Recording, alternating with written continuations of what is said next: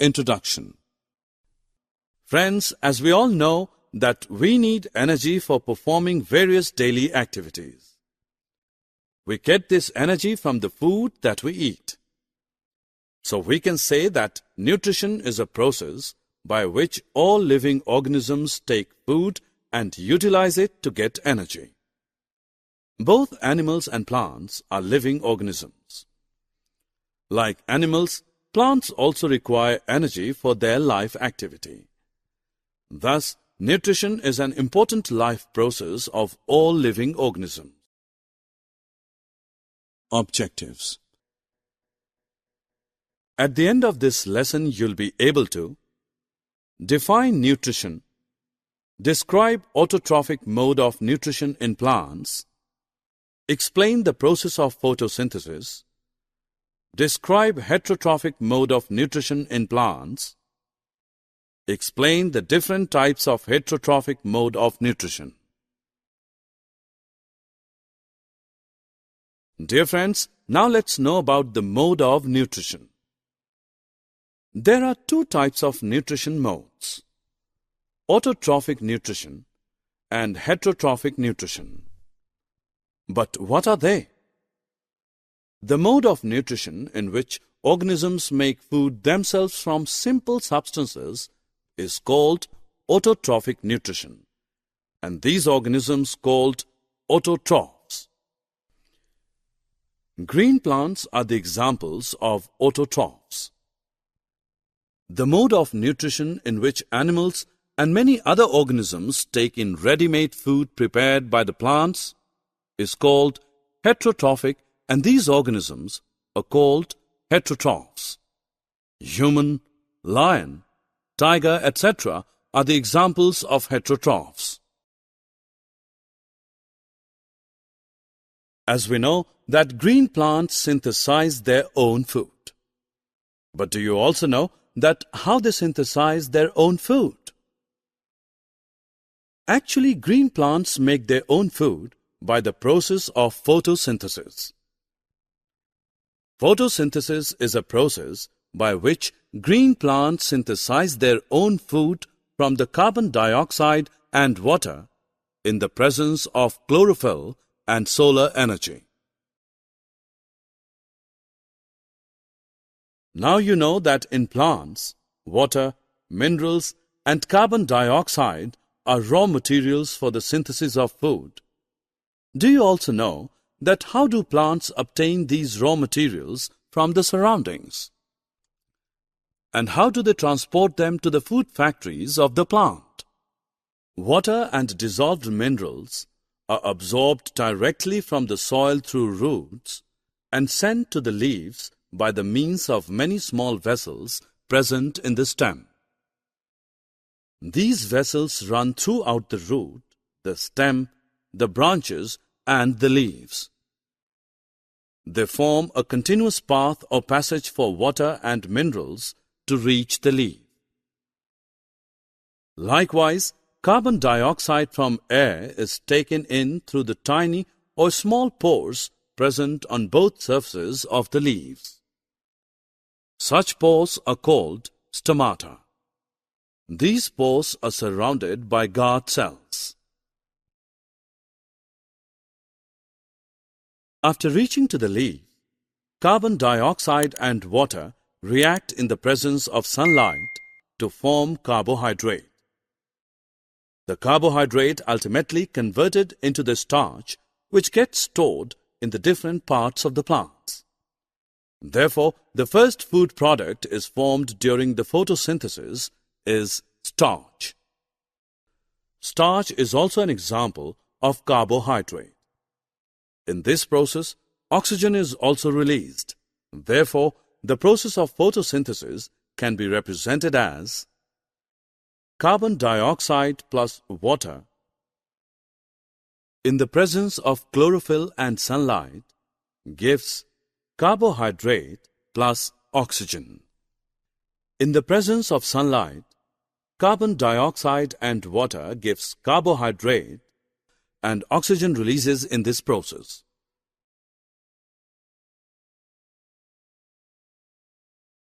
Till now we have learnt about the photosynthesis process, but now the question is, what is its significance? Photosynthesis is an important and vital process for life on this planet. This process helps in the conversion of solar energy into organic matter. Hence, photosynthesis links the physical and biological world. It is the primary source of organic food for all living forms, either directly or indirectly.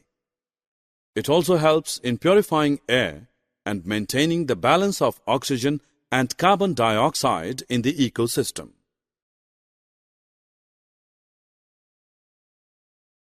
Friends, now let us know about those plants which do not have chlorophyll and cannot synthesize their food on their own.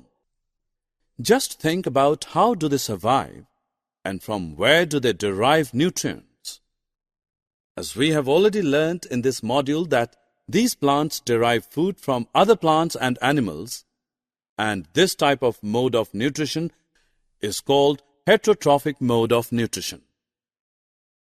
The plants in which this kind of mode of nutrition is found are known as heterotrophs. There are 4 types of heterotrophic plants: parasitic plants, saprophytic plants, symbiotic plants, insectivorous plants. Now let's learn them one by one in detail. Let's start with parasitic plants. The plants which obtain their food directly from other plants are known as parasitic plants, and those plants from which they obtain food are known as host. You might have seen Kaskata, Amarbale, nearby you, which is an example of a parasitic plant. It coils around the stem and branches as a yellow, tubular structure. You'll be surprised to know that it does not contain chlorophyll, so it takes ready-made food from the plant on which it is climbing. The plant on which it climbs is called a host. When you go to a vegetable shop, you might have seen packets of mushrooms sold in it. Besides that, sometimes you may have also seen fluffy umbrella-like patches growing on rooting wood during rainy season. But do you know what these organisms are and how they get their nutrition? Friends, these organisms are commonly called fungi, and they get their nutrition from dead and decaying matter. To get their nutrients from dead and decaying matter, they secrete digestive juice and convert it into a solution.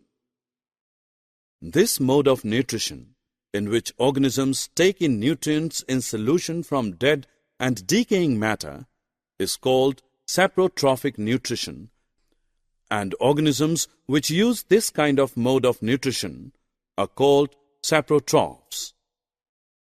Thus, we can say that fungi are saprotrophs.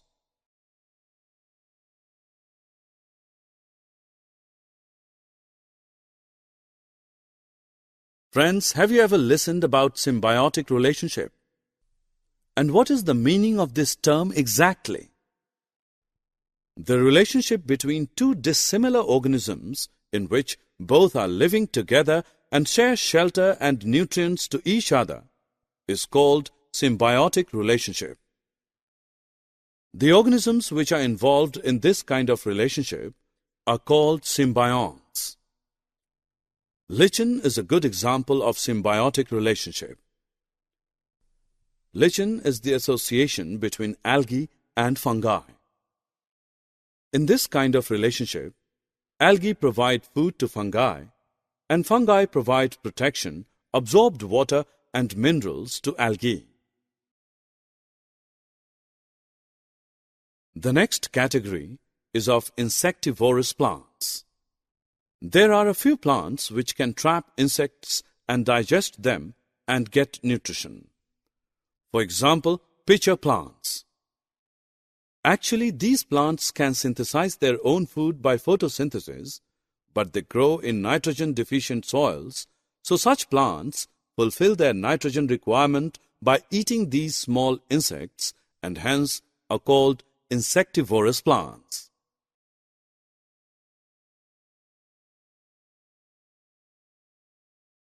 Friends, like us, plants also require a lot of nitrogen to make proteins. So they absorb nitrogen continuously from the soil, due to which the amount of nitrogen becomes deficient. As you all know, that there is 78% of nitrogen present in our atmosphere, but plants cannot use it in the manner directly as they can use carbon dioxide.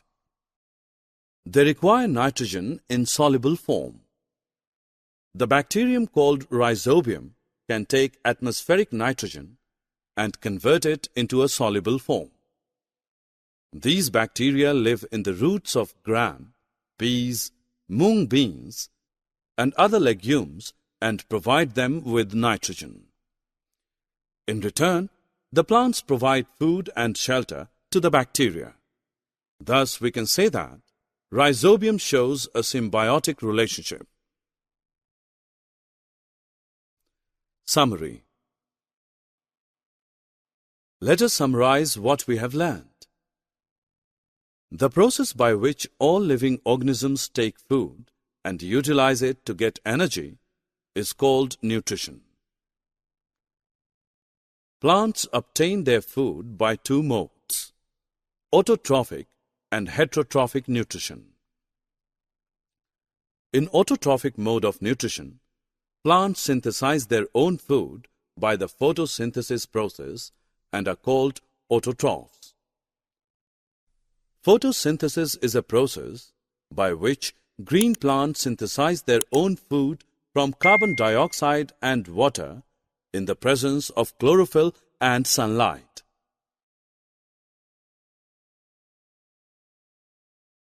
In heterotrophic mode of nutrition, plants do not synthesize their own food, but directly depend on other plants and are called heterotrophs.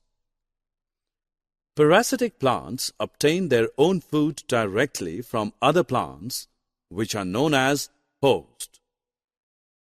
The mode of nutrition in which organisms take in nutrients from dead and decaying matter is called saprophytic nutrition.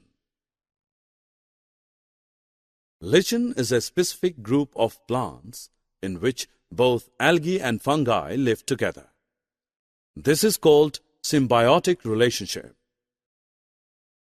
Insectivorous plants can synthesize their own food, but they fulfill their nitrogen requirement by trapping or eating the small insects.